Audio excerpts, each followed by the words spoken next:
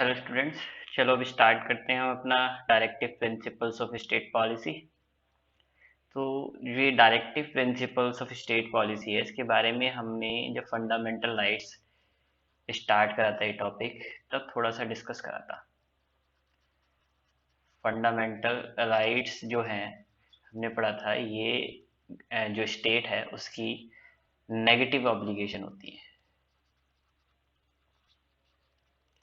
और फिर पढ़ा था जो डीपीएसपी हैं, directive principles of state policies जो हैं, ये एक स्टेट की या कहीं गवर्नमेंट की पॉजिटिव ऑब्लिगेशन होती है। स्टेट क्या करेगा, ये दोनों ही क्या होते हैं, एक तरीके से राइट्स होते हैं।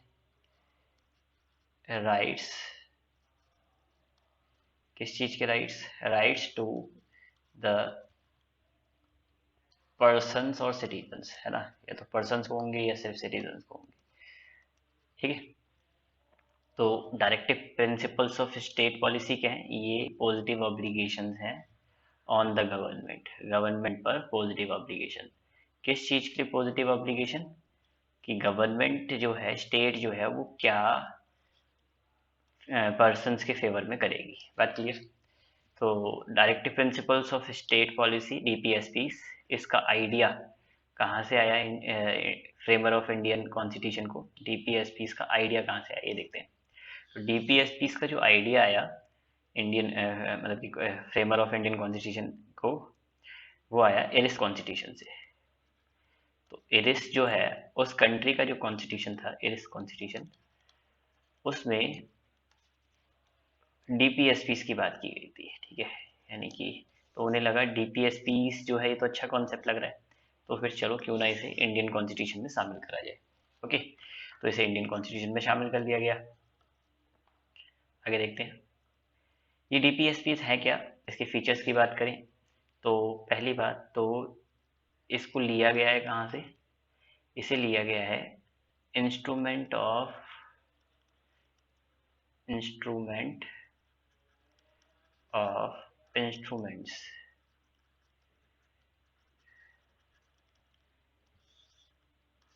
Government of India act of 1935। यानी कि जब इंडिया कॉलोनीज था ब्रिटिश की, तब एक इंस्ट्रूमेंट ऑफ इंस्ट्रूमेंट्स इशू करा जाता था गवर्नर को, गवर्नर जनरल को, गवर्नर जनरल को इशू करा जाता था, या फिर सिर्फ गवर्नर को इशू करा जाता था, ये कह सकते हैं इन दोनों को।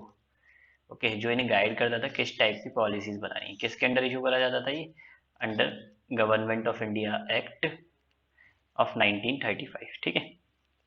तो इंस्ट्रूमेंट ऑफ इंस्ट्रूमेंट्स, इसके अंदर जो बातें लिखी हुई थी, वही सारी बातें किसमें लिखी हुई हैं? डीपीएसपी में लिखी हुई हैं। तो डीपीएसपी को किसके बेसिस पे बनाया गया है?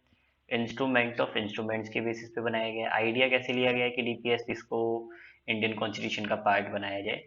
इरिस कॉन्स्टिट्यूशन से लिया गया है। ये फिलोसफिकल पार्ट फॉर्म करता है इंडियन कॉन्स्टिट्यूशन का, philosophical part, okay, of Indian constitution. ये बात आपको याद रखनी है। इसके अलावा इसका ऑब्जेक्टिव क्या है डीपीएसपी का? तो ऑब्जेक्टिव जो है डीपीएसपी का, वो है एक वेलफेयर स्टेट क्रिएट करना। वेलफेयर स्टेट जो है, ये कॉन्सेप्ट है, इसका मीनिंग क्या होता है समझते हैं। वेलफेयर स्टेट एक ऐसी स्टेट जहां पर पीपल को इक्वालिटी है। इक्वालिटी किस चीज की है? इक्वालिटी मतलब कि इक्वालिटी है उनको, पॉलिटिकल इक्वालिटी है, पॉलिटिकल इक्वालिटी है, इकोनॉमिक इक्वालिटी है,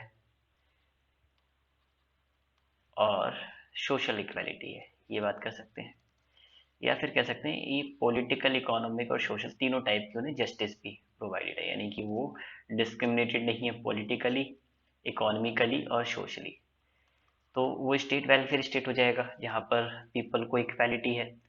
अब यहाँ पर पीपल इक्वल ही नहीं है, यानी कि एक बहुत ज़्यादा अमीर है, एक बहुत ज़्यादा गरीब है, ठीक है। तो एक बहुत ज़्यादा रिच हो गया और एक बहुत ज़्यादा पुअर हो गया। ये जो मतलब कि ये डिफरेंस नज़र आ रहा है हमें, ये डिफरेंस अगर नहीं होगा तो वेलफेयर स्टेट क्रिएट होगा। तो ऑब्जेक्टिव क्या रहता है डीपीएसपीज का कि एक वेलफेयर स्टेट क्रिएट किया जाएगा जहाँ पर पीपल को पॉलिटिकल, सोशल और इकोनॉमिक जस्टिस मिलेगी, इक्वालिटी मिलेगी, और जो है economic and social democracy establish करने की कोशिश की जाएगी। इकोनॉमिक एंड सोशल डेमोक्रेसी, जैसा कि आपको याद होगा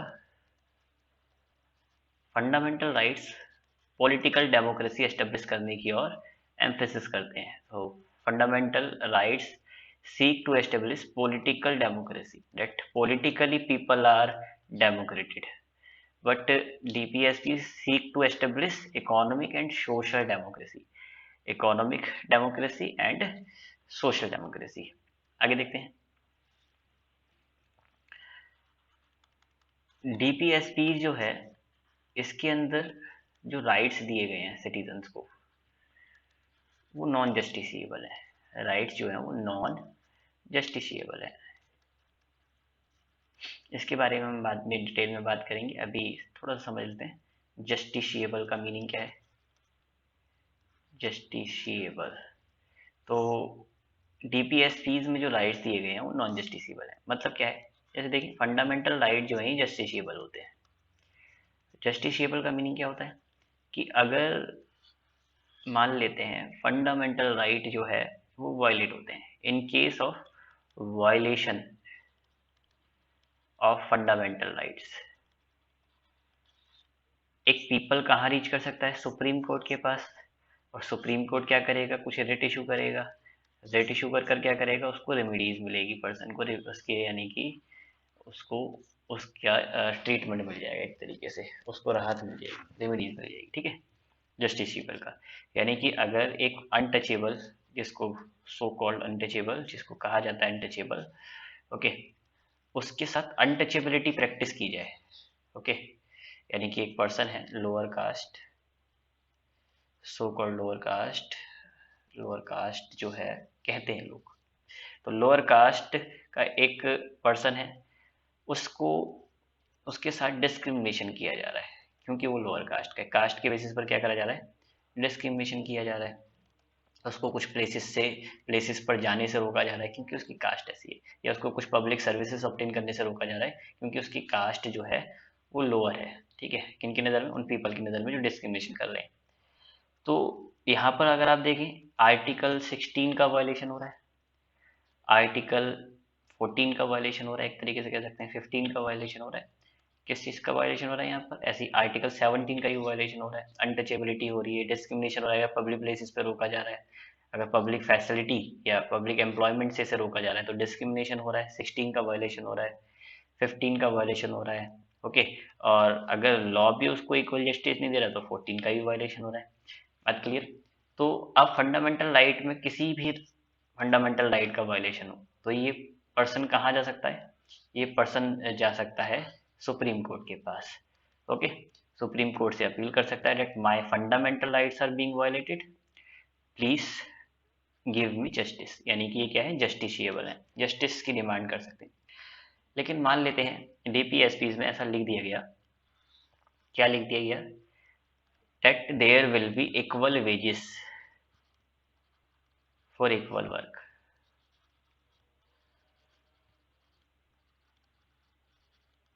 या फिर ऐसा लिख दिया गया, मान लेते हैं गवर्नमेंट जो है वो जो इनकैपेबल है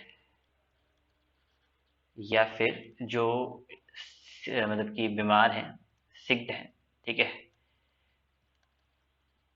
या फिर जो ओल्ड एज है या जो अनएम्प्लॉयड है, अगर गवर्नमेंट क्या करे, ऐसा कोई प्रोविज़न बना दे, मतलब कि इसमें लिख दिया, वैसे लिखा हुआ है डीपीएसपी इसमें मेंशन है, यही बात करेंगे कौन से आर्टिकल में मेंशन है। ओके, तो अगर ये मेंशन कर दिया गवर्नमेंट ने कि गवर्नमेंट जो है जो इनकेपेबल्स हैं, सिक्ड हैं या फिर ओल्ड एज हैं या अनएम्प्लॉयड हैं, उनको पब्लिक असिस्टेंस प्रोवाइड करेगी। क्या करेगी, पब्लिक असिस्टेंस प्रोवाइड करेगी, ऐसा गवर्नमेंट ने लिख दिया डीपीएसपी में। अब देखें जब इंडिया आज़ाद हुआ, at the time of independence of India, Government did not have sufficient resources. It is the objective of the government to remove discrimination between the people among the people, but how a government without resources or lacking resources can achieve this target? So this was not possible. So what happened? DPSPs were made DPSPs were made non justiciable, कि अगर कोई person को लगता है कि हाँ उस government ने जो जो उसके डीपीएसपीस के अंदर उसके ऑब्जेक्टिव्स हैं उसको फुलफिल नहीं कर रही है, या वो राइट वायलेशन हो रहा है, तो उसको लेकर कोर्ट में नहीं जा सकते, उनको उस बेसिस पर मतलब कि जस्टिस नहीं मिल सकती। फिर भी एक इम्पॉर्टेंट रोल प्ले करते हैं। किसके लिए रोल प्ले करते हैं? सुप्रीम कोर्ट के लिए। सुप्रीम कोर्ट, हालांकि हमने अभी देखा ही नॉन जस्टिसिएबल है, नॉन जस्टिसिएबल तो है ही जो डीपीएसपी है, लेकिन सुप्रीम कोर्ट जो है वो डीपीएसपीस के बेसिस पर जुडिशियल रिव्यू जरूर करता है किसी भी एक्ट का या पॉलिसीज का, जुडिशियल रिव्यू। तो जुडिशियल रिव्यू के लिए वो किसका यूज कर सकता है? डीपीएसपीस का यूज कर सकता है कि डीपीएसपीस को फॉलो कर रहा है, तो कर रही है कोई पॉलिसीज या नहीं कर रही। अगर वो वायलेशन में डीपीएसपीस को वायलेट कर रही है पॉलिसी, या फिर उसको प्रमोट करने के लिए डीपीएसपीस को ऑब्टेन करने के लिए अगर वो पॉलिसीज नहीं बनाई गई, तो जुडिशरी क्या कर सकता है? Judiciary can declare the act rules और रेगुलेशंस और any kind of legislation unconstitutional. तो ऐसा भी नहीं कह सकते नॉन जस्टिसिएबल का मतलब हो गया कि अब डीपीएसपीस का कोई रोल ही नहीं है।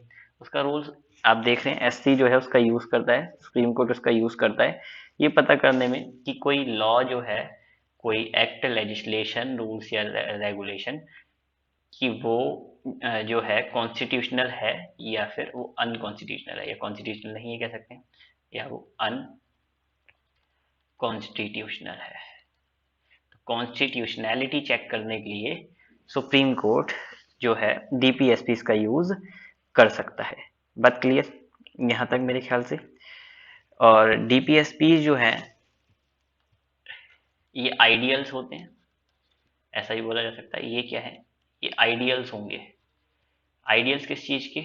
आइडियल्स होंगे लॉज जो बनने वाले हैं, जो पॉलिसीज बनने वाली हैं उनके, यानी कि व्हेनेवर स्टेट का मतलब कोई भी स्टेट गवर्नमेंट या सेंट्रल गवर्नमेंट या फिर कोई और लोकल अथॉरिटी अगर वो कोई पॉलिसी बनाती है, स्टेट गवर्नमेंट, सेंट्रल गवर्नमेंट या कोई लोकल बॉडी कोई पॉलिसी बनाती है, तो पॉलिसी का आइडियल्स, पॉलिसीज के क्या आइडियल्स रहने चाहिए? वो आइडियल्स रहने चाहिए जो कि डीपीएसपी में मेंशन है। ओके, यानी कि डिस्पैरिटी जो है उसको दूर करना है, डिफरेंसेस को दूर करना है, इक्वल कंसंट्रेशन ऑफ वेल्थ को लेकर आना है। ओके, और ऐसे ही और भी हो सकते हैं, यूनिफॉर्म सिविल कोड लाना है, यानी कि सभी के लिए सेम लॉ को लेकर आना है, या फिर काउ स्लॉटर जो है या मिल्क एनिमल है उनका स्लॉटर को रोकना है, इंटॉक्सिकेटिंग जो ड्रिंक्स होती हैं, ड्रग्स होते हैं, ठीक है, जिससे जो इंजूरियस टू हेल्थ होते हैं उनको प्रिवेंट करना है। तो ये सारी चीज़ें हो सकती हैं। तो एक बार समराइज कर लेते हैं जो हमने डीपीएसपीस के प्रिंसिपल्स पढ़े, सॉरी डीपीएसपीस के फीचर्स पढ़े। एक फीचर हो गया जो अभी रिसेंटली पढ़ा, आइडियल्स। आइडियल्स बता, DPSPs are ideals for the laws और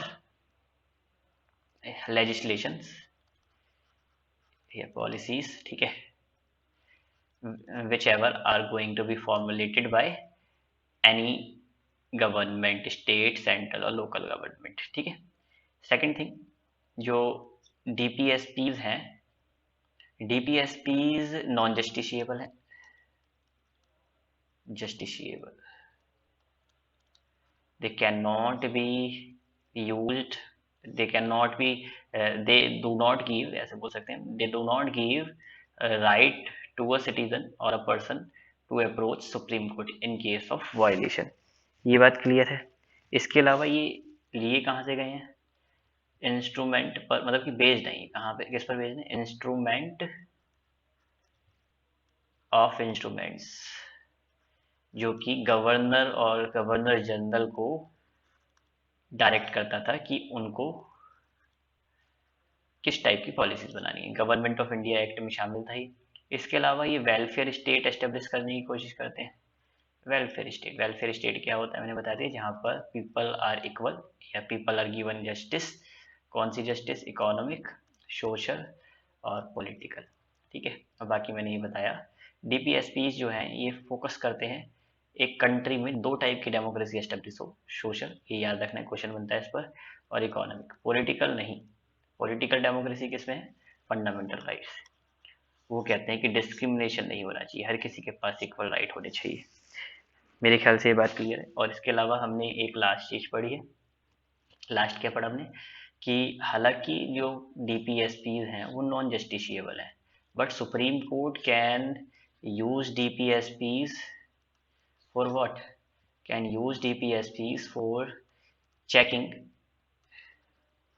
क्या चेक करने के लिए? Constitutionality of a law. वो कितना ज़्यादा कॉन्स्टिट्यूशनल है, वो कॉन्स्टिट्यूशन के अगेंस्ट तो नहीं। बात क्लियर? ओके। इसके अलावा हम ये भी कह सकते हैं, जो आपने कॉन्स्टिट्यूशन के प्रियम्बल में कुछ टर्म्स पढ़ी हैं, equality, liberty, fraternity,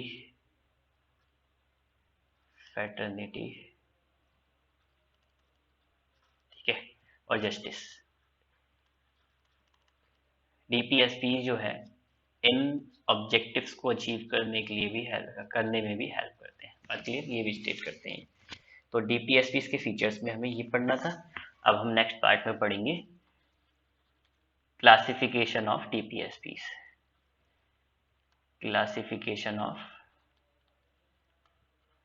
DPSP. Let's start.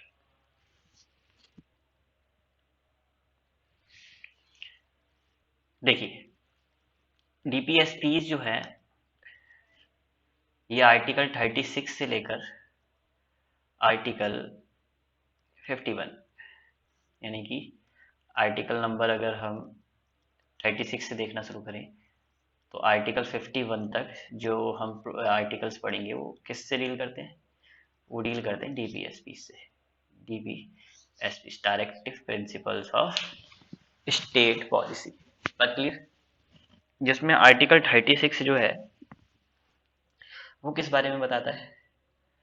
Article 36 बताता है स्टेट क्या रहेगी, सॉरी, स्टेट क्या रहेगी? स्टेट वही रहेगी जो कि आर्टिकल 12 में डिफाइन। आर्टिकल 12 में स्टेट को कैसे डिफाइन करा गया है?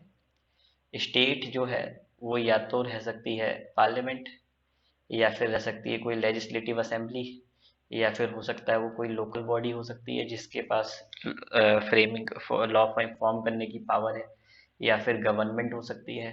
ठीक है, तो ये सभी क्या हो सकते हैं? ये सभी स्टेट की डेफिनेशन में आ सकते हैं। आगे देखते हैं। अब आर्टिकल 37 जो है ये किस बारे में बात करता है? ये बात करता है इम्प्लीमेंटेशन के बारे में। Implementation of DPSPs. How DPSPs will be implemented? Will it be implemented immediately? No, it is not possible at all. Immediately तभी ये पॉसिबल हो सकता था जब इंडिया के पास sufficient resources होते हैं। But if India is in a lacuna of resources, then how can India immediately implement DPSP? So by years, through different acts or different policies or different strategies, India will implement, Indian government या कहीं state will implement DPSPs. Okay, एक बात मैं बताना भूल गया, एक minute. जो पार्ट है ये कौन सा पार्ट है?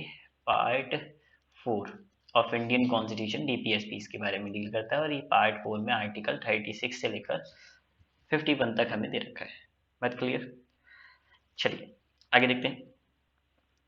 अब ये मैंने दो आपके सामने आपसे प्रोविजन डिस्कस कर लिए, दो आर्टिकल डिस्कस कर लिए।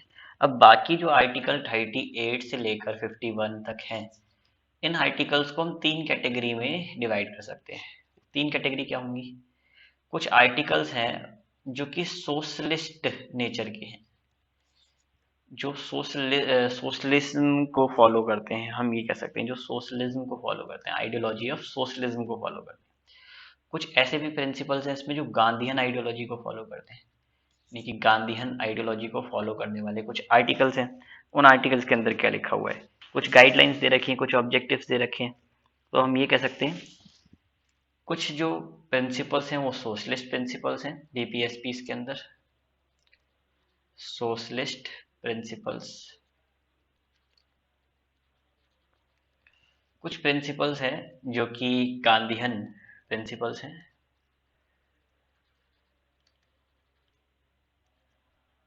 और कुछ प्रिंसिपल्स हैं जो कि सोशलिस्ट भी नहीं है, गांधीयन भी नहीं है, वो थर्ड है, लिबरल। ठीक है, यानी कि लिबरल प्रिंसिपल्स बोल सकते हैं उनको, liberal principles. I think you are getting everything. Okay, अगर हम सोशलिज्म को समझते हैं तो हमारे लिए आसान होगा आर्टिकल के बारे में जानकर ये पता लगाना वो आर्टिकल सोशलिस्ट होगा, गांधीयन प्रिंसिपल्स पर बेस्ड होगा, या फिर लिबरल प्रिंसिपल पर बेस्ड होगा। देखिए, सोशलिस्ट जो है, सोशलिज्म जो है, अगर इसको हम समझने की कोशिश करें तो इसका मतलब क्या होगा। सोशलिज्म बात करता है कि स्टेट इंटरफेरेंस ज़्यादा होनी चाहिए, स्टेट इंटरफेरेंस होनी चाहिए ज़्यादा, और स्टेट कोशिश क्या करे, डिस्क्रिमिनेशन को रिमूव करने की कोशिश करे। डिस्क्रिमिनेशन किस टाइप का हो सकता है, डिस्क्रिमिनेशन हो सकता है, डिस्क्रिमिनेशन कैन बी आइदर, या तो इकोनॉमिक डिस्क्रिमिनेशन हो रहा है, या फिर सोशल डिस्क्रिमिनेशन हो रहा है, या कोई पॉलिटिकल डिस्क्रिमिनेशन हो रहा है। अगर किसी भी टाइप का डिस्क्रिमिनेशन हो रहा है, वो डिस्क्रिमिनेशन ना हो। ठीक है, तो सोशलिज्म किसको फॉलो करता है, इस डिस्क्रिमिनेशन को रोकने के बारे में फॉलो करता है। मेनली वो इसके बारे में बात करेगा, सोशल इकोनॉमिक और सोशल की बात करेगा। बात क्लियर, यानी कि एक पीपल को डिस्ट्रीब्यूटिव जस्टिस मिलनी चाहिए, इसके बारे में कौन बात करते हैं, सोशलिस्ट प्रिंसिपल बात करते हैं। मेरे ख्याल से ये बात समझ आ गई होगी। और इसके अलावा ये कह सकते हैं डिस्क्रिमिनेशन हटेगा तो क्लास डिफरेंस हटेगा, रिमूव होगा क्या, रिमूवल ऑफ क्लास डिफरेंसेस होगा। ठीक है, तो आपको जब ऐसा नजर आए कि अमीर गरीब के पास लाने की कोशिश की जा रही है, अमीर को गरीब के, गरीब को अमीर के, यानी कि जो पुअर है और रिच है, इनके बीच में जो डिफरेंस है, इसको दूर करने की कोशिश की जा रही है, इनको एक दूसरे के पास लाने की कोशिश की जा रही है। ठीक है, तो ऐसे आर्टिकल्स किस में आएंगे, हमारे हमारे सोशलिस्ट प्रिंसिपल्स में आएंगे। ठीक है, ऐसे ही गवर्नमेंट कुछ ऐसे स्टेप्स लेगी जिसकी वजह से पीपल जो गरीब है उनकी अर्निंग बढ़ेगी, उनका मैनेजमेंट में पार्टिसिपेशन बढ़ेगा, उनको और ज़्यादा फ्रीडम मिलेगी कि वो अपनी कल्चरल एक्टिविटीज़ में पार्टिसिपेट कर सकते हैं। और इसके अलावा जो है जो इनकेपेबल्स हैं उनको गवर्नमेंट असिस्टेंस मिलेगी। ऐसी सारी चीज़ें आप नोटिस करेंगे। ठीक है, तो ये सब किसकी ओर इंडिकेट करते हैं, these all are indicating towards socialist principles of DPSPs. अब गांधीयन की बात करते हैं। आप जानते हैं महात्मा गांधी जी जो हैं ये नॉन वायलेंट हैं, तो इनकी आइडियोलॉजी भी क्या थी, नॉन वायलेंस पर बेस्ड थी। तो इनके प्रिंसिपल्स जो होंगे गांधीयन प्रिंसिपल्स, वो भी नॉन वायलेंस पर बेस्ड होंगे। ये विलेज सेंट्रिक एक इकोनॉमी चाहते थे, village centric.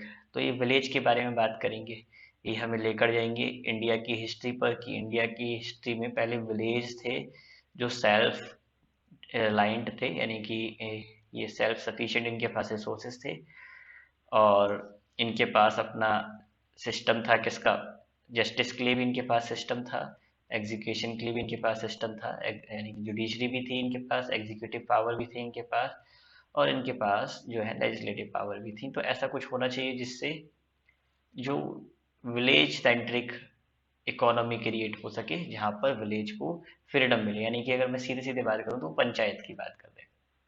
Okay, non violence की बात करूँ तो स्टॉप किलिंग की बात कर रहे हैं। ठीक है, किसी भी जानवर को, किसी भी इंसान को मारने से नहीं मारा जाए, मतलब रोका जाए उसे। इसके अलावा वो बात कर रहे हैं उनकी नज़र में सभी इंसान के पास एक अच्छाई है, वो अच्छाई जो है उसे बस बाहर निकालने की ज़रूरत है। वो इंसान सच में तो अच्छा ही है, ठीक है, वो एक दूसरे से कॉपरेट करना चाहता है। तो यहाँ कॉपरेशन की बात कर रहे हैं कि जो कॉपरेशन है, कोऑपरेटिव सोसाइटीज हैं, एसोसिएशंस हैं, उनको बढ़ावा दिया जाए। ऐसी गांधीयन प्रिंसिपल्स हैं जिनके बारे में भी बात करेंगे। सॉरी। लिबरल प्रिंसिपल्स क्या होते हैं? लिबरल प्रिंसिपल सोशलिज्म और गांधीज्म से दूर हैं। ठीक है, किस तरीके से दूर हैं ये देखते हैं। लिबरल बात करते हैं कि पहली बात तो यूनिफॉर्मिटी लाओ। ये क्या बात हुई कि हिंदूज के लिए अलग लॉ है, मुस्लिम्स के अलग है, सिख्स के लिए अलग है, जैन्स के लिए अलग है, हर किसी के लिए स्पेशल लॉज क्यों है, स्पेशल रूल्स क्यों है? कुछ डिफरेंस होना है, मतलब कि सभी के लिए क्या होनी चाहिए? यूनिफॉर्मिटी होनी चाहिए, स्पेशल नहीं होना चाहिए कुछ भी, यूनिफॉर्मिटी लाओ लॉ में। ओके, जो कि बड़ा मुश्किल काम है। ओके, इसके अलावा किस में बात कर रहे हैं? ये बात कर रहे हैं कुछ चीज़ें तो सबको मिलनी चाहिए, एजुकेशन राइट की बात कर रहे हैं कि हर पर्सन की केयर करी जाए, हर चाइल्ड की, चिल्ड्रन की। ठीक है, each child should be taken care of, है ना? तो उसकी केयर की जाए, उसकी एजुकेशन देखी जाए, कम से कम ये बात करते हैं 6 इयर्स तक तो पूरी केयर चाइल्ड की, और जो है एजुकेशन कौन देखेगा? गवर्नमेंट देखेगी। ऐसी ही कुछ बातें कर रहे हैं, बात कर रहे हैं कि जो हमारी हिस्ट्री है उसको प्रिजर्व करके रखना चाहिए। ठीक है, अब ये फोकस नहीं कर रहे हैं इक्वालिटी होनी चाहिए सोसाइटी में, या फिर नॉन वायलेंस होनी चाहिए, विलेज सेंट्रिक इकोनॉमी चाहिए, तो वो बातें कर रहे हैं जो कि सबसे ज़्यादा ज़रूरी हैं। और लिबरल जो थिंकर्स हैं वो जो सोचते हैं, बात क्लियर? तो ये 3 टाइप की आइडियोलॉजी में हमारे इंडियन कॉन्स्टिट्यूशन, सॉरी, हमारे डीपीएसपीस को क्लासिफाई करा जा सकता है। अब वन बाय वन हम डिटेल में समझेंगे कौन से आर्टिकल्स किससे डील करते हैं। पहले मैं आर्टिकल्स लिख देता हूँ कि कौन से आर्टिकल किससे रिलेटेड है। ठीक है, जैसे देखिए, पहला पहला मतलब पहला प्रिंसिपल जो था वो क्या था? पहले सोशलिस्ट प्रिंसिपल्स थे। फर्स्ट प्रिंसिपल्स में जो मैंने लिखा, क्लासिफिकेशन में जो मैंने लिखा, वो थे सोशलिस्ट प्रिंसिपल्स। इसके अलावा मैंने एक गांधीयन प्रिंसिपल्स ऊपर लिखा था, गांधीयन प्रिंसिपल्स। इसके अलावा मैंने एक लिबरल प्रिंसिपल्स लिखी। मैं अभी आपके सामने आर्टिकल्स लिखूंगा जो आप सभी को याद करने हैं। ओके, जैसे देखें, आर्टिकल 38, जो आप ये याद करेंगे ये आपकी मदद करेगा आंसर राइटिंग में, तो जरूर याद करें। Article 38, article 39, article 39A, article 41, article 42, article 43 और आर्टिकल 43A। कितने आर्टिकल्स हो गए? 7 आर्टिकल्स। 7 आर्टिकल्स जो है वो किससे डील करते हैं? वो सोशलिस्ट प्रिंसिपल से डील करते हैं। अब 7 आर्टिकल्स में आप देख रहे होंगे, यहाँ पर 43A लिखा है, यहाँ पर 39A लिखा है, यानी कि ये पहले कॉन्स्टिट्यूशन का पार्ट नहीं थे, but after amendments they were included. ठीक है, तो ये कब अमेंड कर कर ऐड करेगा इसके बारे में अभी पढ़ेंगे। ठीक है, वैसे ये 42nd अमेंडमेंट के जरिए ऐड करे गए थे, लेकिन अभी देखते हैं हम कैसे करे गए थे। आगे आगे देखते हैं। गांधीयन प्रिंसिपल्स जो है, इसमें हमारा प्रिंसिपल नंबर 40 आता है, मतलब आर्टिकल 40 आता है। कौन कौन से आर्टिकल्स आते हैं इसमें? आर्टिकल 40 आता है, आर्टिकल 43 आता है, आर्टिकल 43B आता है, आर्टिकल 47 आता है, 48 आता है और 46 आता है। तो ये आर्टिकल्स किस में आते हैं? ये आर्टिकल्स जो हैं गांधीयन प्रिंसिपल्स को कवर करते हैं कहीं, या ये जो आर्टिकल्स हैं वो गांधीयन प्रिंसिपल्स के बारे में बात करते हैं। ओके, गांधीयन आइडियोलॉजी के बारे में बात करते हैं। ओके, देखिए, लिबरल प्रिंसिपल्स में कौन कौन से आर्टिकल्स हैं बाकी बचे हुए? अब बाकी बचे आर्टिकल्स हैं कौन कौन से? देखिए, लिबरल में एक देखिए, यहाँ पर मैंने कहीं पे भी 45 नहीं लिखा है, 44 नहीं लिखा। पहले 44 लिख लेते हैं आर्टिकल, 45 लिख लेते हैं। इसके अलावा 46 भी है, 47 भी है, 48 भी है, तो 49 होगा। अब 49 के बाद और एक चीज़ और है, 48 जो है उसका 48A जो है इसका पार्ट होता है, 48B होता है, सॉरी, इसको दोबारा लिख लेते हैं एक बार। 44, 45, 48, 48A, 49, 50 और 51, तो देखें इसमें 1 2 3 4 5 6 7 7 ही इसमें आ रहे हैं आर्टिकल। 1 2 3 4 5 6 7, ठीक है।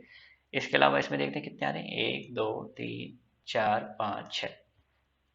तो 6 आर्टिकल्स इसमें हमें याद करने हैं, 7 इसमें याद करने हैं, 7 इसमें याद करने हैं। तो अगर आप 7 आर्टिकल्स देखकर याद कर रहे हैं तो याद करने में थोड़ी आसानी रहेगी। 7 और 6 और 7। अगर आप ये सोच कर रहे हैं कि ये आर्टिकल्स टोटल जो है कितने हैं, 7 और 6 12, 12 सॉरी 7 और 6 13, 13 और 7 20। तो आपको समझ आ गया होगा ये। तो 20 टोटल आर्टिकल्स हैं, ये एक साथ अगर हम देखते हैं तो हमें ज़्यादा नज़र आते हैं, और अगर हम 7 6 और 7 करके देखेंगे तो हमें कम नज़र आएंगे। ओके, तो नज़रिए से भी याद करने में आसानी रहती है, अगर नज़रिया बदल दें हम तो हमने वही करा है। अब एक एक करके ना आर्टिकल्स के बारे में पढ़ते हैं। ये आर्टिकल्स जो हैं केस स्टडी, मतलब केस स्टडी कह रहा हूँ मैं, आपसे आंसर राइटिंग करते समय आपके खूब काम आने वाले हैं, तो इसलिए याद कर लें से मेरे साथ साथ, ठीक है। जैसे देखें आर्टिकल 39, मेरे साथ रिकॉल करने की कोशिश करें। 38 सॉरी, आर्टिकल 38 किस से डील करता है? ये डील करता है सोशलिस्ट प्रिंसिपल से, ठीक है। सोशलिस्ट प्रिंसिपल्स,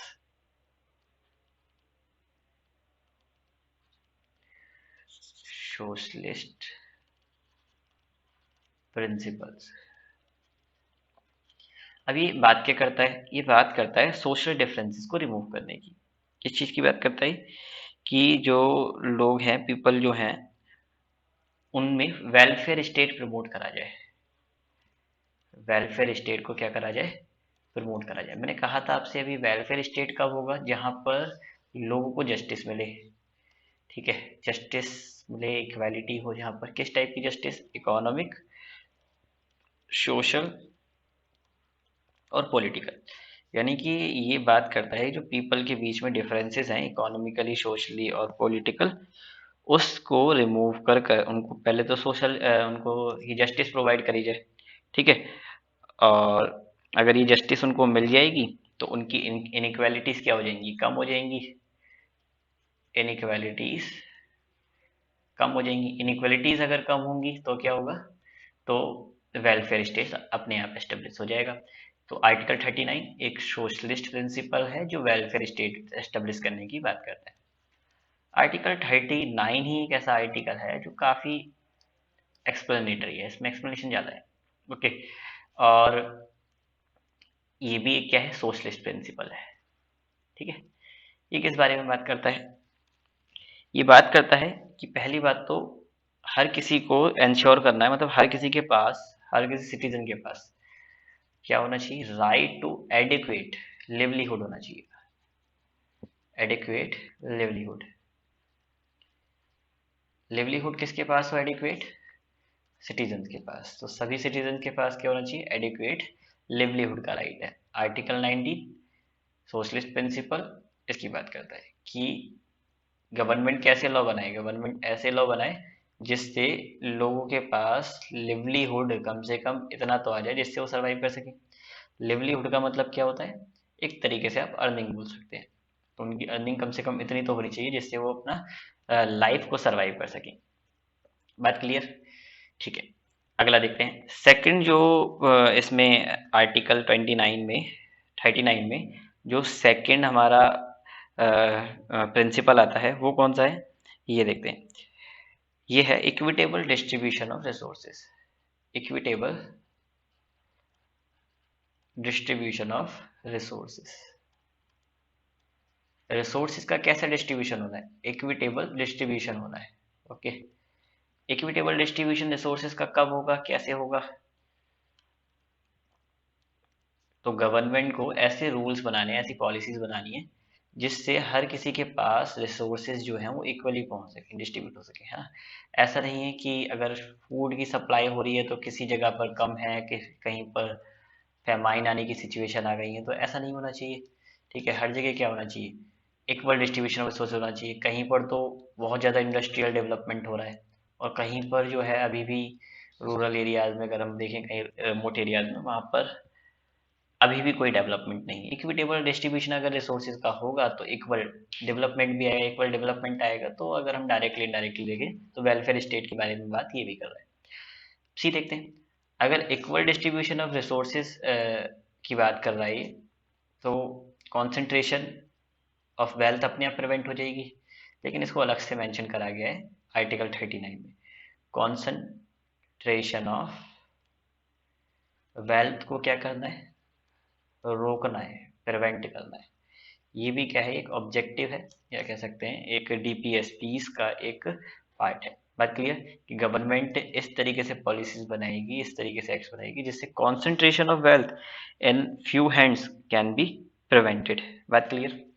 इसके अलावा देखो, equal pay for equal work to man and women, ठीक है। तो मैन एंड वीमेन को क्या मिले, इक्वल, मैन और वीमेन को इक्वल वर्क के लिए इक्वल पे मिले। If both are working for let's say 8 hours the same work, let's say they are working in a company which is providing legal assistance. So if they are working in the same company, they are working for the same hours, they are doing the same job, so they should be paid equally. So this is the fourth objective, or you can say principle under article 39। And और क्या है इसमें, आगे देखते हैं।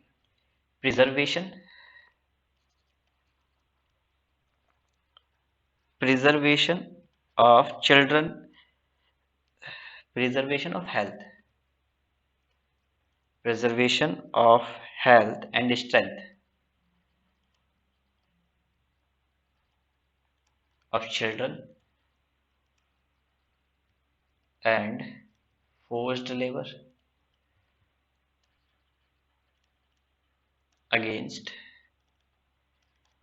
abusive, or you can say forcible abuse, forcible abuse। देखिए,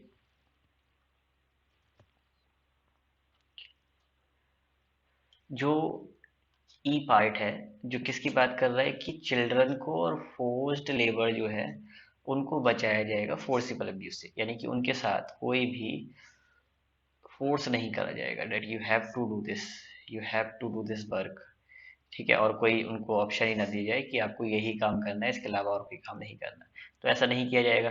अगर आप ये देखें तो ये कुछ आपको रिलेटेड मिलेगा किससे, आर्टिकल 24 से या फिर आर्टिकल 23 से, जहाँ पर exploitation against fundamental right, exploitation again मतलब कि राइट अगेंस्ट एक्सप्लॉइटेशन की बात की गई थी, है ना इनमें। तो ये चाइल्ड लेबर से रिलेटेड था और ये फोर्स्ड लेबर से या फिर ह्यूमन ट्रैफिकिंग से रिलेटेड था।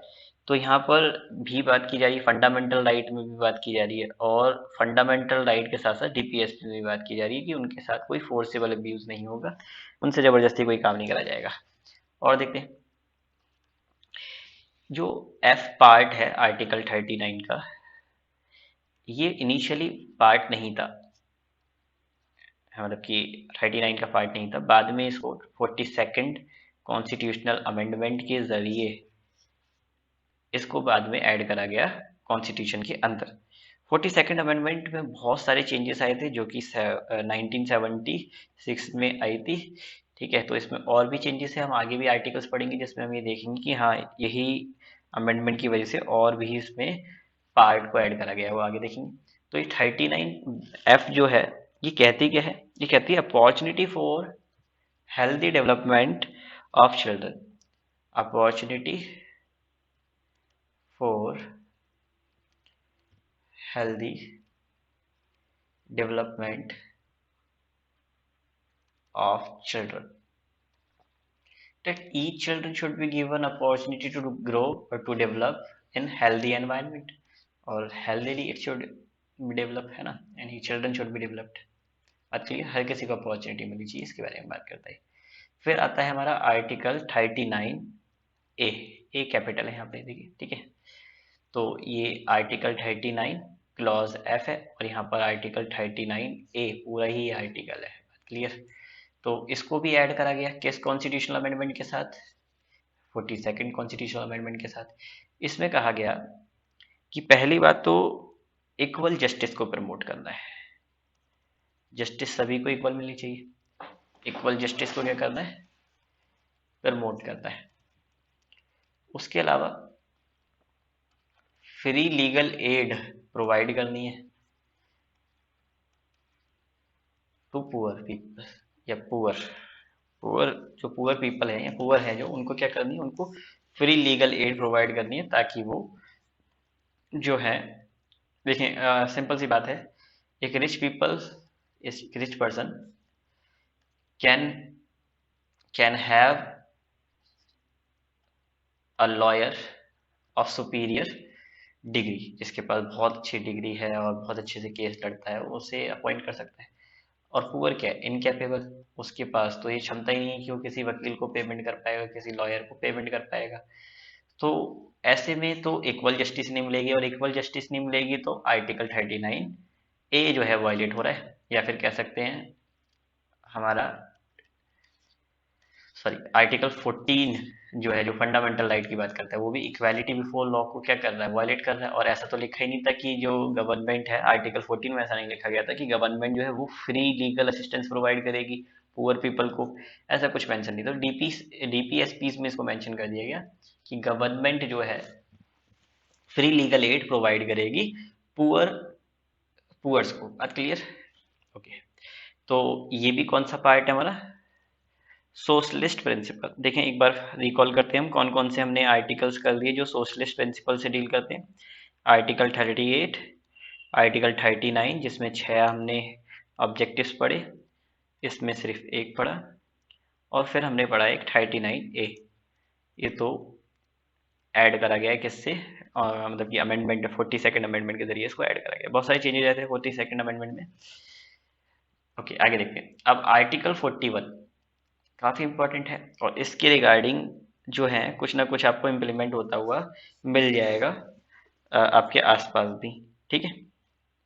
जैसे देखें, इसमें जो गवर्नमेंट है, स्टेट है, वो एंश्योर करने की बात करती है, किसकी, एंश्योर राइट ऑफ एजुकेशन या राइट टू वर्क, पहले राइट टू वर्क को एंश्योर करने की बात करती है, राइट टू एजुकेशन एंश्योर करने की बात करती है, एंड टू पब्लिक असिस्टेंस। किन के लिए, ये तीनों प्रोवाइड करने की, इन तीनों को एंश्योर करने की बात करती है। किन के लिए, वो जो कि अनएम्प्लॉयड है। पहली बात, अनएम्प्लॉयड है तो उनको पब्लिक असिस्टेंस दी जानी चाहिए। एम्प्लॉयड, जैसे अभी आप कोरोना टाइम में देख सकते हैं, वो लोग जो कि अनएम्प्लॉयड हो चुके हैं, ठीक है, तो उनको क्या मिलना चाहिए, उनको पब्लिक असिस्टेंस मिलनी चाहिए।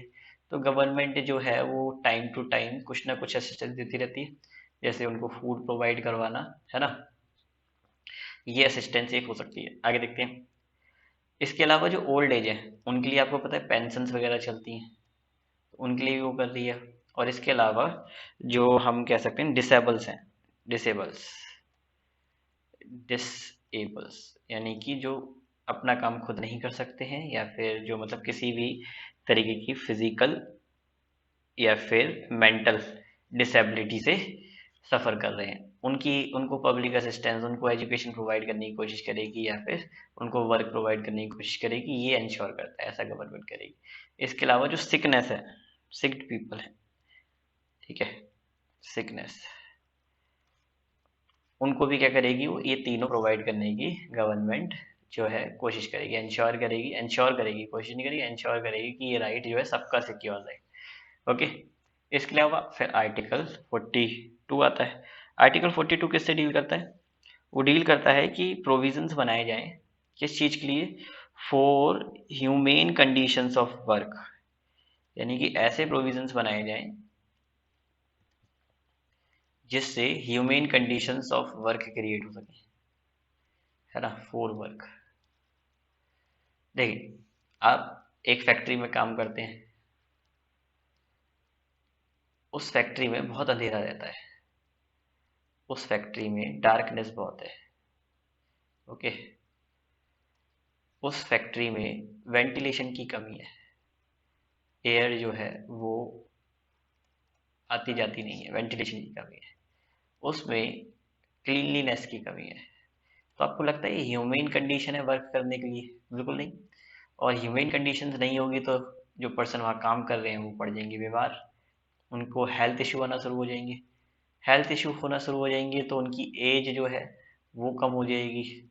एज कम हो जाएगी तो वो जल्दी इस दुनिया को छोड़ जाएंगे, ठीक है, या फिर कहें वो जल्दी ही उनकी डेथ हो जाएगी, और वो मॉर्टेलिटी रेट जो है उसको भी इंक्रीज कर देंगे, है ना, और मॉर्टेलिटी एज जो है उसको कम कर देंगे।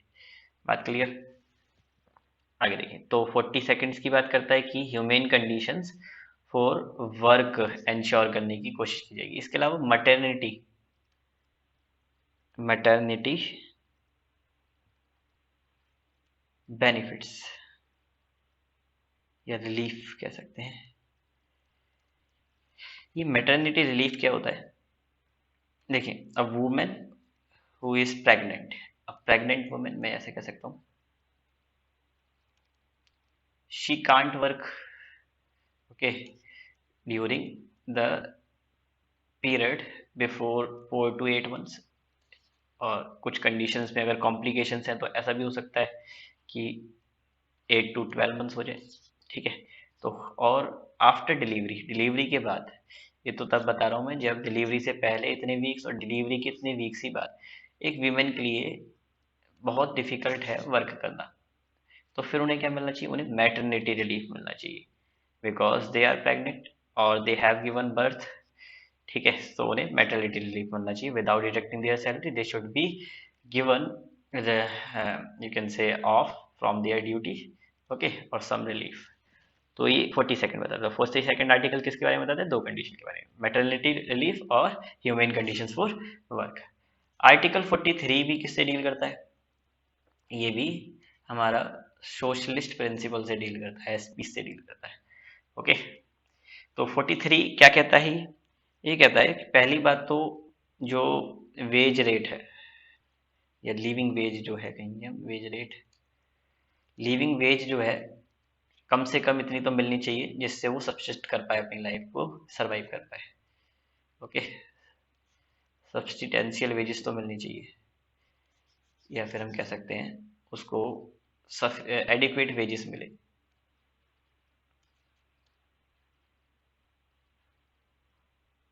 ओके। इसके अलावा इतनी मिलनी चाहिए जिससे वो एक डिसेंट लाइफ जो है वो सरवाइव कर सके। कैसी लाइफ सरवाइव कर सके? Decent life standard. इसके अलावा एक पर्सन की जो उसको अपॉर्चुनिटी मिलनी चाहिए, a person should be given opportunity for performing his culture. किस चीज के लिए? For performing his culture. तो अपॉर्चुनिटी मिले उसको, किस चीज के लिए अपॉर्चुनिटी मिले? सोशल एंड कल्चरल एक्टिविटीज के लिए, सोशल एंड कल्चरल एक्टिविटीज के लिए, यानी कि सोशल और कल्चरल अपॉर्चुनिटी हर पर्सन को मिलनी चाहिए जो भी वर्क कर रहा है। 43A ये इनिशियली पार्ट नहीं था कॉन्स्टिट्यूशन का, इसको भी किस अमेंडमेंट के जरिए? 42nd अमेंडमेंट के जरिए इंडियन कॉन्स्टिट्यूशन में शामिल करा गया, और ये बात करता है workers should be included in, workers should be included in management, okay, ये इसकी बात करता है। आगे देखते हैं। तो या worker should be participated in the management और मैनेजरियल डिसीजन। फिर इसके बाद एक आर्टिकल आता है, आर्टिकल 47। आर्टिकल 47 ये किसकी बात, ये किससे डील करता है? ये डील करता है कि रेस करा जाए न्यूट्रिशन लेवल। क्या रेस करा जाए?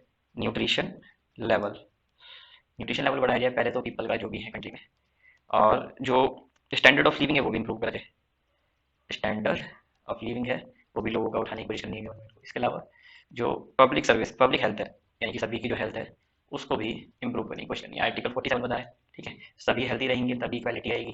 क्लियर? तो कौन कौन से आर्टिकल हम इसमें देखें? आर्टिकल 38, 39 ये सोशलिस्ट प्रिंसिपल्स वाली, article 39A, article 41, article 42, article 43, article 43A और आर्टिकल 47। 1 2 3 4 5 6 7 8, मैंने 7 बता दिया, 8 है आर्टिकल, ओके। कौन सा नहीं लिखा मैंने? एक मिनट, लेट्स चेक। 1 2 3 4 5 6 7 8, नहीं 6 7, अच्छा 47 मैंने लिखा ही नहीं, ठीक है। आगे देखते हैं। मेरे ख्याल से यहाँ तक आपको सारी बातें समझ आ गई। अब हम देखते हैं गांधीयन प्रिंसिपल्स।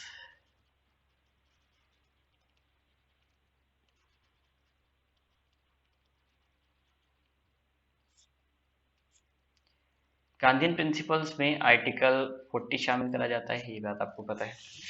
आर्टिकल 40 क्या कहता है? आर्टिकल 40 कहता है कि ऑर्गेनाइज करा जाए विलेज को। किसको ऑर्गेनाइज करा जाए? विलेज पंचायत को। विलेज पंचायत को ऑर्गेनाइज करा जाए। ओके। और उनको पावर्स दी जाए। इनको क्या दी जाए? पावर्स दी जाए। ठीक है। पावर्स क्यों दी जाए? ताकि ये सेल्फ गवर्नमेंट यूनिट बन सके। वही आपको जैसा बताया था मैंने, गांधी जी का बिलीव है कि पंचायत जो है यही एक कंट्री को अच्छे से चला सकते हैं, यानी कि एक कंट्री को रीऑर्गेनाइज करना चाहिए on the basis of village, मतलब कि विलेज सेंट्रिक होनी चाहिए कोई भी कंट्री या कोई स्टेट बन रही है तो विलेज सेंट्रिक होनी चाहिए, विलेज के पास सारी पावर होनी चाहिए उनकी पंचायत के पास। ओके। इसकी बात करते हैं तो आर्टिकल 40 उसी से डील कर रहा है कि हाँ, गवर्नमेंट ऑर्गेनाइज करेगी विलेज पंचायत को, उनको पावर डिस्ट्रीब्यूशन करेगी और सेल्फ गवर्नमेंट बॉडी उनको बनाएगी। इसके अलावा आर्टिकल 43 जो है ये प्रमोट करता है, ये बात करता है कि प्रमोट किया जाए, किसको प्रमोट करा जाए? टू कॉटेज, सॉरी, प्रमोट करा जाए किसको? कॉटेज इंडस्ट्रीज को प्रमोट करा जाए, कॉटेज इंडस्ट्रीज को ऑन एन इंडिविजुअल और corporation basis.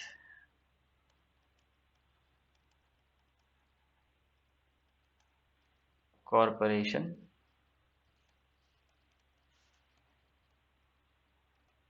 Basis in rural India. Rural India में कॉटेज इंडस्ट्री, कॉटेज इंडस्ट्री क्या होती है? वो इंडस्ट्रीज जो एक ही फैमिली के पीपल, जनरली एक ही फैमिली के पीपल है ना, जनरली अपने प्लेस ऑफ लिविंग जहाँ पर रह रहे हैं वहीं पर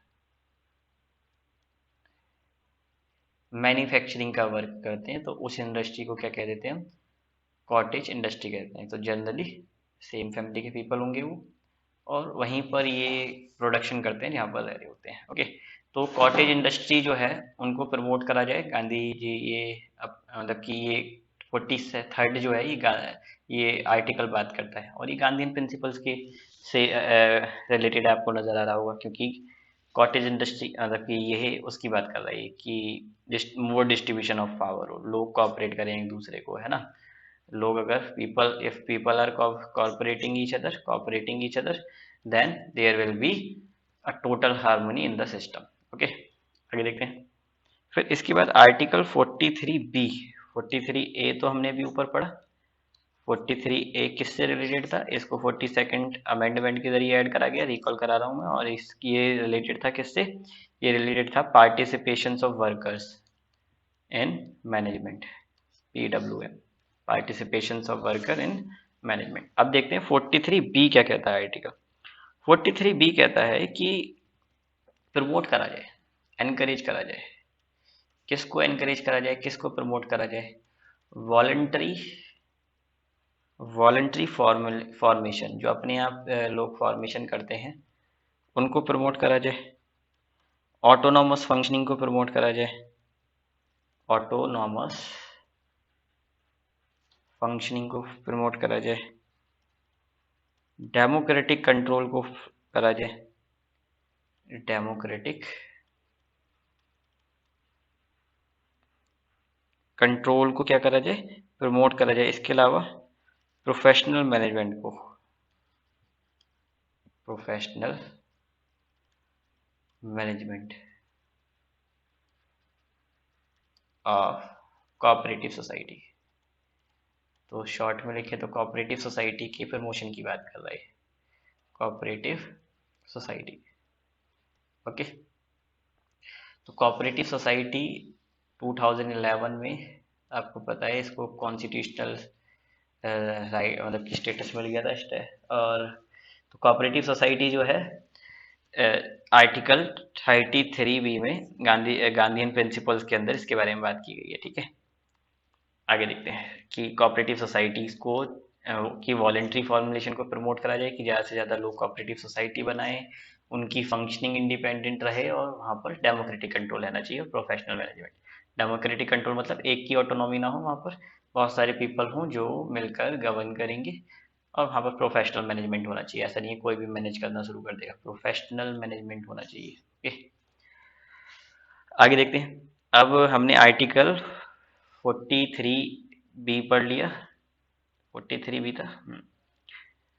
43B भी अगर आप देखें, इसको भी ऐड करा गया था कॉन्स्टिट्यूशन के अंदर। कब ऐड कराया था गया था इसको कॉन्स्टिट्यूशन के अंदर? ये मुझे याद नहीं, लेट मी चेक।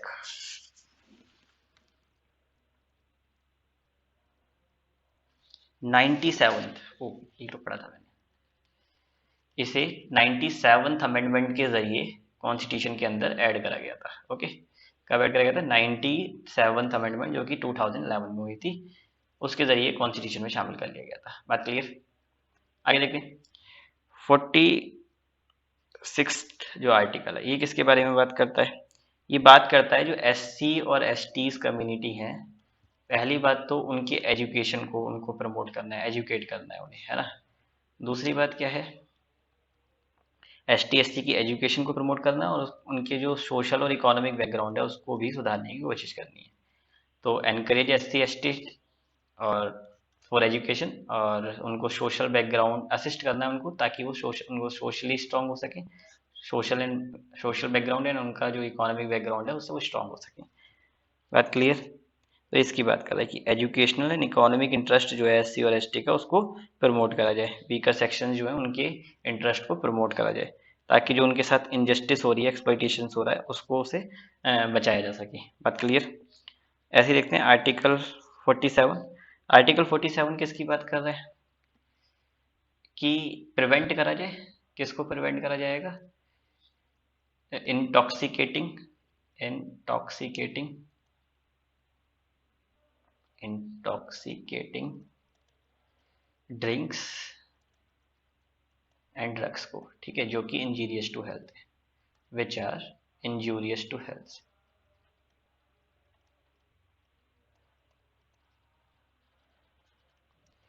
आगे देखते हैं आर्टिकल 48। ये भी एक गांधीयन प्रिंसिपल है। ये किसकी बात करता है?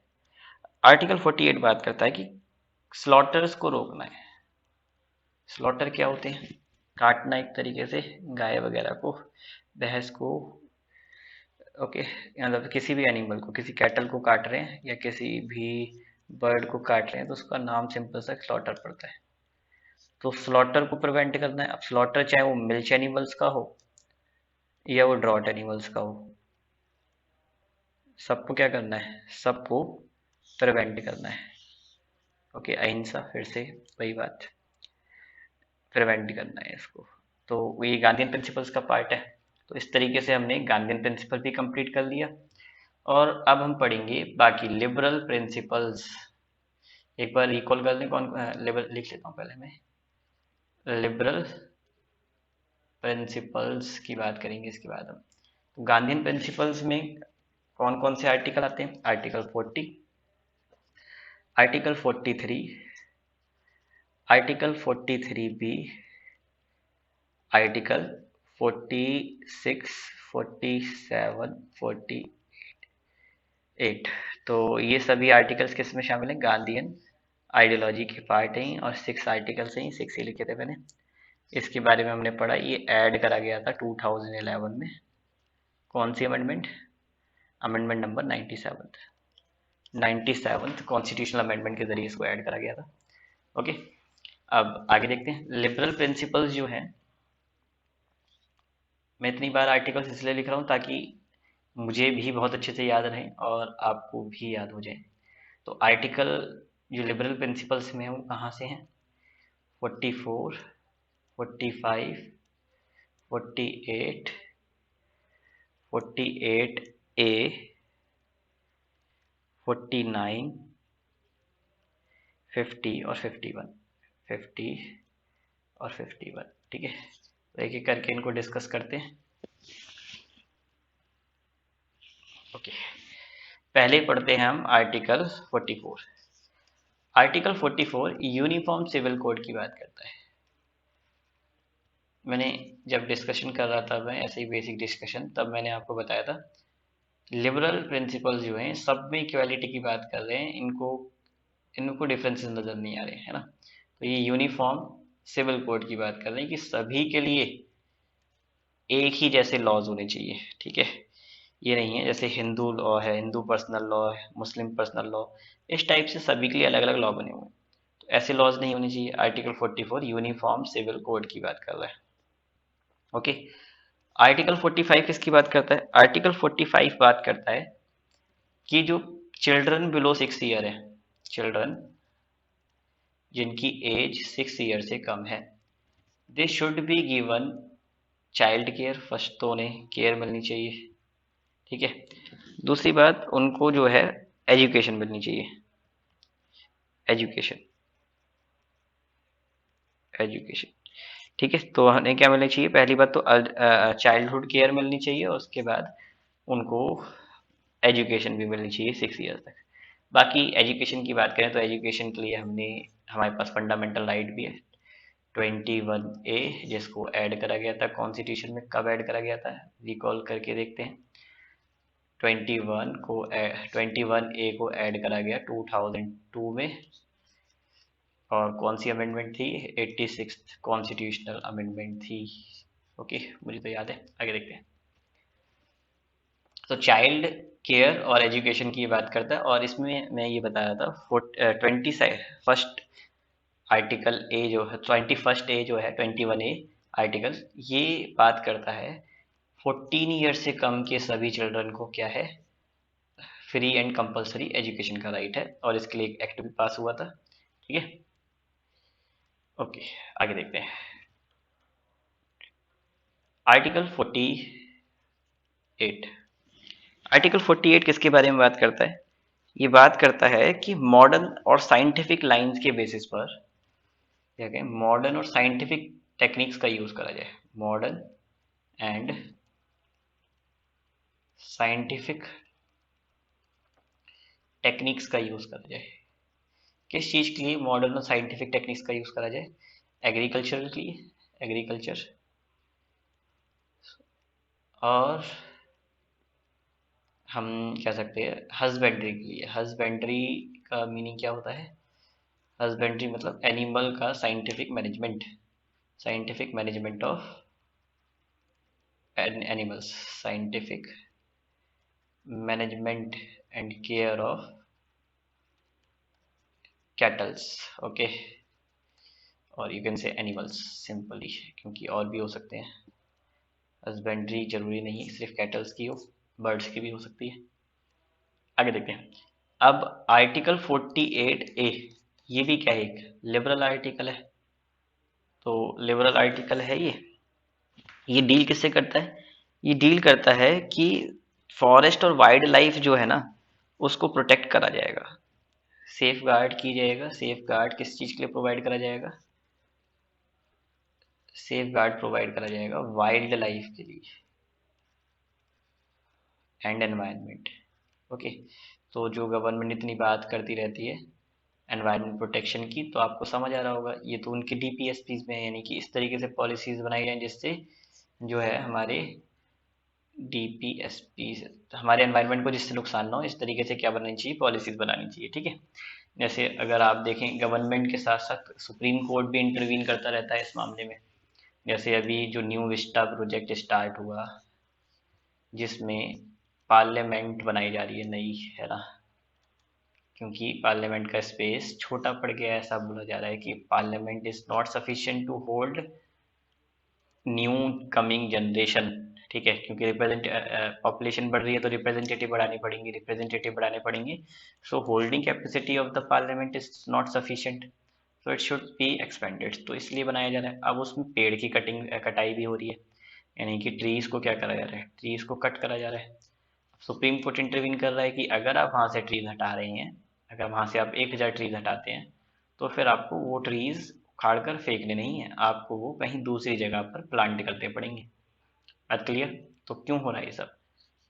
क्योंकि सुप्रीम कोर्ट की ड्यूटी है ये देखना कि जो एक्टिविटीज़ हो रही हैं, जो पॉलिसीज़ बन रही हैं, वो डीपीएसपीस के अकॉर्डिंग है या नहीं, फंडामेंटल राइट के अकॉर्डिंग है या नहीं, वो कॉन्स्टिट्यूशन के अकॉर्डिंग है या नहीं, नहीं है तो फिर वो गाइड करता है कैसे उसके अकॉर्डिंग से लाया जाए। बात क्लियर। तो 48A जो है वो सेफ गार्ड करता है वाइल्ड लाइफ एंड एनवायरनमेंट को। तो ये एक डीपीएसपीज हो गया गवर्नमेंट को, तो government must comply with this principle. Okay, next principle अगर हम देखें तो नेक्स्ट प्रिंसिपल है 49। 49 प्रिंसिपल भी एक लिबरल प्रिंसिपल है।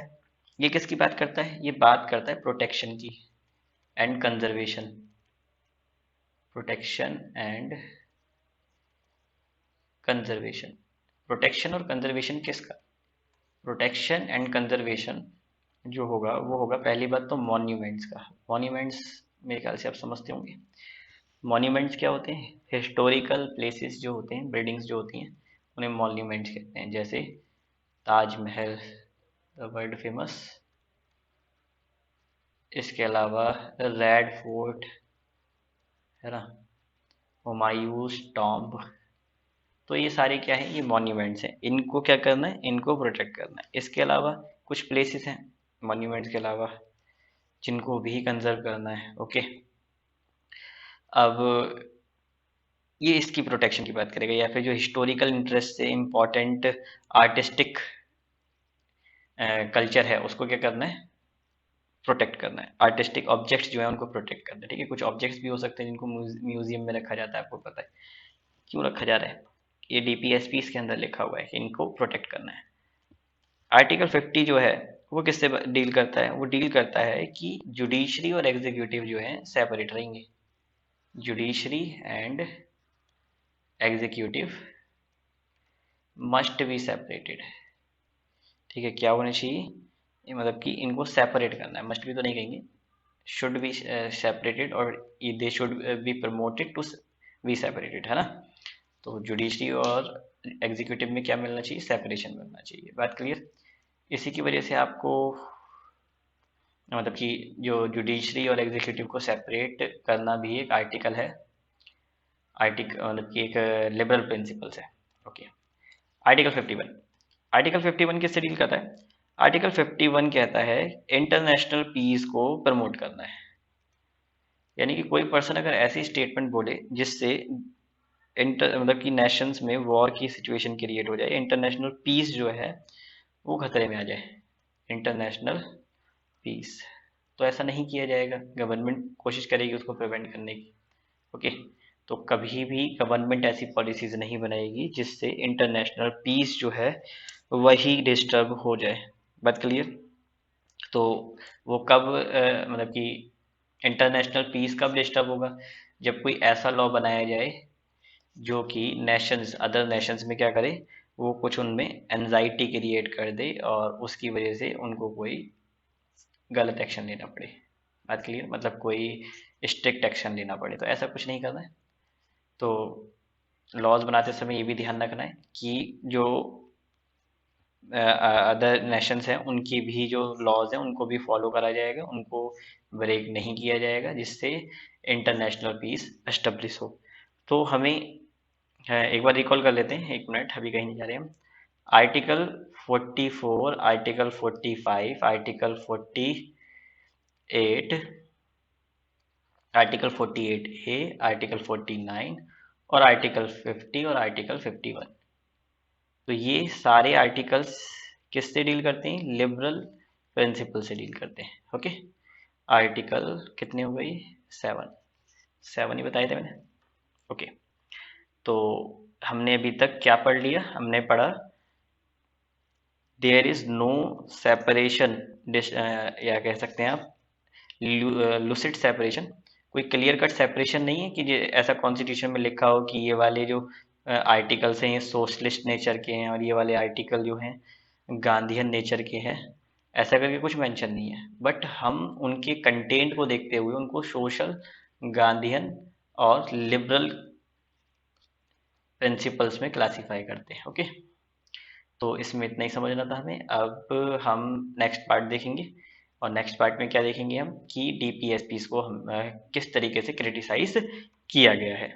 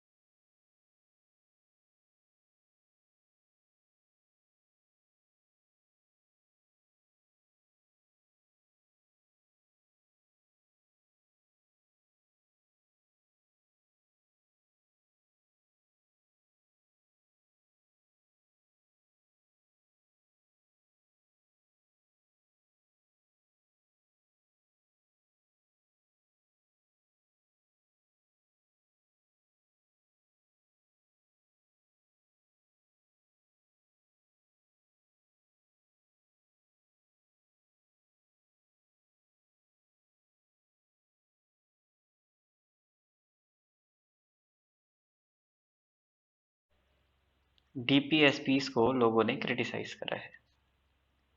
क्रिटिसिज्म पढ़ने वाले हैं डायरेक्टिव प्रिंसिपल्स का। तो डीपीएसपीस को पीपल ने क्या करा है, क्रिटिसाइज करा है। अगर हम किसी को क्रिटिसाइज कर रहे हैं तो क्रिटिसाइज करने का मतलब क्या है, we are finding something wrong in that thing. Okay, if we are criticizing something or someone, then we are finding something wrong in that. So what were the wrongs in DPSPs? Let's discuss. DPSPs में क्या गलत था? पहली चीज, पहला कहा no legal sanctions. देखें DPSP में कितनी भी ज़्यादा मतलब कि वेलफेयर स्टेट की बात की गई हो या फिर सिटीजन्स राइट की बात की गई हो, लेकिन जब तक सिटीजन्स के पास इनको जस्टिफाई कराने की पावर नहीं है, at they can go to the supreme court, approach a court, या फिर कहें to get the right fulfil, तब तक वो बेकार है। क्योंकि डीपीएसपीज जो है वो नॉन जस्टिसिएबल हैं। नॉन जस्टिसिएबल होने की वजह से क्या होता है, नॉन जस्टिसिएबल होने की वजह से उनको मतलब कि अगर उनका मतलब किसी भी पर्सन का जस्टिसिएबल स्पेलिंग सही कर देते हैं पहले। देखें तो डीपीएसपीज अगर किसी भी पर्सन के directive principles of state policies जो हैं उसके अंदर अगर किसी पर्सन का कोई राइट वायलेट हो रहा है या कोई राइट उसको नहीं मिल पा रहा, तो वो उस राइट को फुलफिल कराने के लिए कोर्ट को अप्रोच ही नहीं कर सकता। अप्रोच नहीं कर पाएगा तो फिर क्या होगा, तो फिर उसको उसका वो राइट कभी इम्प्लीमेंट ही नहीं हो पाएगा। तो क्योंकि डीपीएसपी नॉन जस्टिसिएबल है तो इसलिए कहा जाता है नो लीगल सैंक्शन, कोई हेल्प मिलने ही नहीं वाली लीगल, जो डीपीएसपी से कोई मतलब लीगल फायदा नहीं है, कोई लीगल बेनिफिट नहीं मिलने वाला सिटीजन्स को। इसके अलावा सेकंड क्या बताया था, इलॉजिकल ऑर्डर। इलॉजिकल ऑर्डर क्यों बोला जा रहा है, कभी बात कर रहे हैं सोशलिज्म की, कभी बात चल रही है गांधीज्म की, कभी बात लिबरल प्रिंसिपल्स पे पहुंच जा रही है। लेकिन ऐसा तो नहीं है, इनको क्लासिफाई करके लिखा गया कि पहले सोशलिज्म के बारे में लिख लिया, फिर गांधीज्म के बारे में, फिर लिबरलिज्म के बारे में। So when there is no thoughtful order of the articles of TPSP, so it is criticised on the basis of logical order. Okay, next जो इसमें कमी बताई जाती है, वो कमी किसमें बताई जाती है, वो बताई जाती है इसकी कंजर्वेटिज्म थिंकिंग में। कि कहा जाता है कि डीपीएसपीज जो हैं वो प्रेजेंट कॉन्टेक्स्ट मतलब कि अभी कुछ टाइम तक तो चल जाएंगे, या 19th सेंचुरी पे अप्लाई करने के लिए तो सही है, 20th सेंचुरी में अप्लाई करने के लिए सही है। लिए तो ये 19th सेंचुरी के बेसिस पे गए, इंग्लैंड में फॉलो होते थे ये, है ना, इंग्लैंड में ये प्रिंसिपल्स फॉलो होते थे। फिर इनको शामिल किस में करा गया, गवर्नमेंट ऑफ इंडिया एक्ट में शामिल करा गया। फिर उनको किस में ले लिया गया, उनको इंडियन कॉन्स्टिट्यूशन में ले लिया गया। अब इंडियन कॉन्स्टिट्यूशन में ये 19th सेंचुरी में चलने वाले, 20th सेंचुरी में चलने वाले प्रिंसिपल को शामिल तो कर दिया गया, क्या ये 21st सेंचुरी में अप्लाई हो पाएंगे, इसके लिए कोई गारंटी नहीं है। इसलिए इसको क्या बताया जाता है, कंजर्वेटिज्म बताया जाता है, कंजर्वेटिव है ये, ठीक है, इनके अंदर कंजर्वेटिज्म का सेंस है, therefore DPSPs are criticised. Fourth basis क्या बताया जाता है डीपीएसपीज को क्रिटिसाइज करने का, फोर्थ बेसिस डीपीएसपीज को क्रिटिसाइज करने का बताया जाता है constitutional conflicts. Constitutional conflicts, constitutional conflicts क्या है, देखिए डीपीएसपीज की वजह से प्रेसिडेंट और प्राइम मिनिस्टर,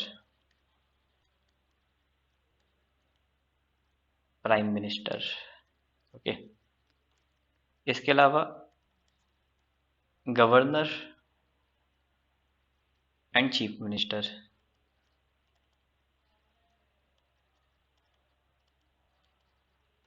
इसके अलावा जो सेंट्रल गवर्नमेंट है और स्टेट गवर्नमेंट है, इनमें कोई ना कोई कॉन्फ्लिक्ट बना रहता है। जैसे देखिए सेंट्रल गवर्नमेंट ने कहा स्टेट गवर्नमेंट से you have to implement this directive principles in the following years, and state government could not accomplish the target. So on the basis of this fact that the state government remain incapable to achieve the target, central government can say that state government, because state government remain incapable in implementing the policies, implementing the DPSPs, so it is not functioning properly. So there is a defect in the state government, so state government should be, you can say, liquidated. Okay, should be ended up. तो ऐसा कह सकती है central government. Okay, तो state mechanism मतलब कि जो government mechanism है उसको ब्रेक करने की बात की जा सकती है। ठीक है, तो कॉन्फ्लिक्ट है सेंट्रल स्टेट गवर्नमेंट में। इसके अलावा प्रेसिडेंट जो है वो किसी एक्ट को रोक सकता है, स्टॉप कर सकता है या रिटर्न कर सकता है on the basis of the fact that the act और the policy is not with compliance या in compliance with the DPSPs के कंप्लायंस में नहीं है, इसलिए क्या कर सकता है, so president can reject the act और can return the act for further consideration. ठीक है, ऐसे ही सेम कॉन्फ्लिक्ट देखने के लिए मिलता है गवर्नर और चीफ मिनिस्टर में। तो इन 4 बेसिस पर क्या करा जाता है, इन 4 बेसिस पर डीपीएसपीज को क्रिटिसाइज करा जाता है। तो हमें डीपीएसपीज में इतना ही पढ़ना था। डीपीएसपीज का हमने क्या क्या पढ़ लिया, डीपीएसपीज में हमने इसके फीचर्स पढ़ लिए क्या है, फिर इसका क्लासिफिकेशन पढ़ लिया, इसके अलावा हमने इसके क्रिटिसिज्म पढ़ लिए। एक टॉपिक और है, ये भी देख लेते हैं। देखिए फंडामेंटल राइट्स जो हैं और डीपीएसपी में मैं ज़्यादा डिफरेंस की बात नहीं करूँगा, लेकिन कुछ इसमें डिफरेंस है।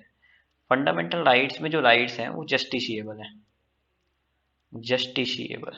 जस्टिशिएबल का मीनिंग मैंने काफ़ी बार आपको बता दिया, जस्टिशिएबल का मीनिंग होता क्या है। मेरे ख्याल से आपको समझ आ गया होगा जस्टिशिएबल का मीनिंग क्या है।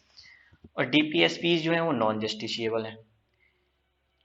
फंडामेंटल राइट्स नेगेटिव ऑब्लिगेशन होती हैं on the state, negative obligations, और ये पॉजिटिव ऑब्लिगेशंस होती हैं, जैसा कि कितनी बार बताया गया, ये पॉजिटिव ऑब्लिगेशंस होती हैं किसके ऊपर, positive obligations on the states. But clear, इसके लिए लीगल सेक्शन होता है, ये मतलब कि जस्टिसिएबल को भी बोल सकते हैं, लीगल सैंक्शंस हैं इसके लिए, यानी कि लीगली राइट है कि हम सुप्रीम कोर्ट को अप्रोच कर सकते हैं, लेकिन इसमें ऐसा कोई लीगल राइट नहीं है। ठीक है, तो नो लीगल सैंक्शंस बोला जाता है। तो अगर आपका फंडामेंटल राइट वायलेट हो रहा है, you can approach the supreme Court, but in case of violation of DPSP you can not approach. So आप सुप्रीम कोर्ट के पास अप्रोच नहीं कर सकते। बात क्लियर। फंडामेंटल राइट्स को इम्प्लीमेंट करने के लिए कोई भी फर्दर एक्ट की जरूरत नहीं है, no need of passing an act.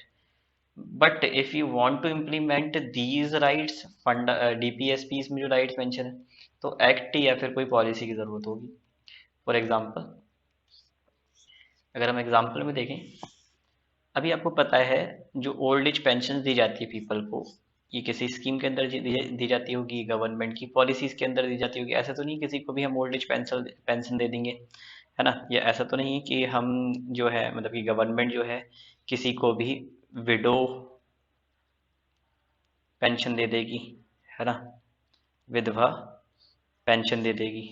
ऐसा तो नहीं था कि फ्री एजुकेशन का प्रोविज़न बना दिया ताकि सभी को एजुकेशन मिल सके, ये बिना कोई पॉलिसी बनाए बना दिया गया। ठीक है, ऐसा तो नहीं है कि अनटचेबिलिटी तो नहीं, अनटचेबिलिटी नहीं, जैसे पंचायत जो है, पंचायत इंस्टीट्यूशंस को कॉन्स्टिट्यूशनल दर्जा दिया गया, तो कुछ ना कुछ तो एक्ट पास करा गया ना, अमेंडमेंट करा गया कॉन्स्टिट्यूशन में, तभी तो पंचायत को कॉन्स्टिट्यूशनल दर्जा दिया जा सका, कॉन्स्टिट्यूशनल स्टेटस। ठीक है, ऐसी कोऑपरेटिव सोसाइटी के लिए भी कॉन्स्टिट्यूशन में अमेंडमेंट करना पड़ा, नहीं CAA कॉन्स्टिट्यूशनल अमेंडमेंट एक्ट पास करना पड़ा, तभी ये हो पाया। तो इनको इम्प्लीमेंट कराने के लिए कोई ना कोई एक्ट पास करना होता है। जैसे देखें, मटर्निटी रिलीफ के लिए मटर्निटी रिलीफ एक्ट भी है, तो एक एक्ट पास हुआ है जिसकी वजह से ये रिलीफ प्रेग्नेंट वीमेन को मिल पा रहे हैं, वरना मिल पाते ही ये बिल्कुल नहीं मिल पाते। अगर बात की जा रही है डिस्क्रिमिनेशन जो मतलब कि जो डिफरेंसेस हैं इन द इनकम या अर्निंग में जो डिफरेंसेस हैं पीपल की, उसको दूर करना, तो उसके लिए कितनी सारी योजनाएं चलाई जाती हैं। जैसे सबसे फेमस है एमजी नरेगा, अलग अलग नाम से जानते हैं, Mahatma Gandhi National Rural Employment Guaranteed Act. Okay, तो ये भी जो है मनरेगा जो है ये भी क्या करता है, ये भी सिक्योर करता है लोगों को 100 डेज का क्या मिले, एम्प्लॉयमेंट मिले। बात क्लियर। तो ऐसी कुछ ना कुछ योजनाएं हैं जो बनाई जाती रहती हैं हमेशा, ताकि क्या हो सके, ताकि डिस्क्रिमिनेशन को, मतलब कि जो डिफरेंसेस हैं पीपल में, अमीर गरीब में, उनको दूर करा जा सके, लोगों को लिविंग मिल सके जो उनको सबसे मतलब कि जितनी उनको ज़रूरत है। और मटर्निटी लीव बेनिफिट्स को इम्प्लीमेंट कराने के लिए भी क्या हुआ है, बहुत सारे एक्ट्स बनाए गए। तो डीपीएसपी को इम्प्लीमेंट कराने के लिए क्या बनाना पड़ता है, डीपीएसपी को इम्प्लीमेंट कराने के लिए एक्ट बनाने की ज़रूरत होती है, पॉलिसीज बनाने की ज़रूरत होती है, उनके बिना इनको लागू नहीं किया जा सकता। तो ये भी एक टॉपिक हो गया। तो हमें डीपीएसपी में इतना ही पढ़ना था। Thank you.